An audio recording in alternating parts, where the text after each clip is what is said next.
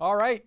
After 40 minutes, we still have a tie game. All the goal scoring came in the first period. Boston Bruins and the St. Louis Blues. A lot of power play opportunity there for St. Louis in that second period, but what a great job of shot blocking by the Boston Bruins, keeping the Blues out of the dangerous areas for the most part as we take a look at our intermission graphic after 40 minutes.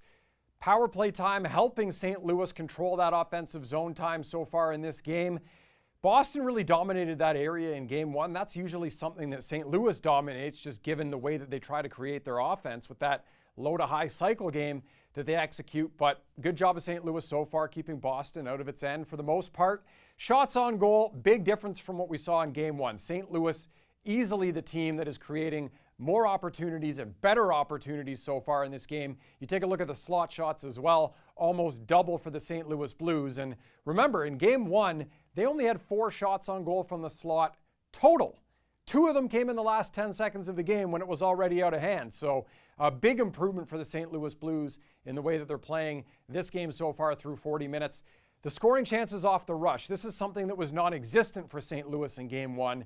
Much better, creating some opportunities. Vladdy Tarasenko, the goal he scored earlier, coming off the rush, getting his own rebound there as well. So top to bottom, a much better game by the St. Louis Blues. It was such an awful game in game one. You knew they'd be better, but they have been not only better, they've been better than Boston. So even though the score is tied at 2 so far, you have to like the way that the Blues are playing if you're a St. Louis Blues fan, as they try to steal one here in Boston and go home with the series tied at 1.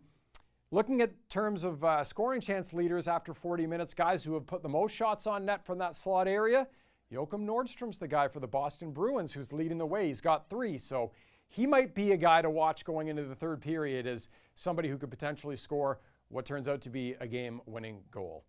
That's it for us here after 40 minutes. Enjoy the third period, and as always, make sure you follow us on our social media accounts on Twitter at The Point Hockey, where we have graphics and content going out during the intermissions and all during the third period and post-game as well.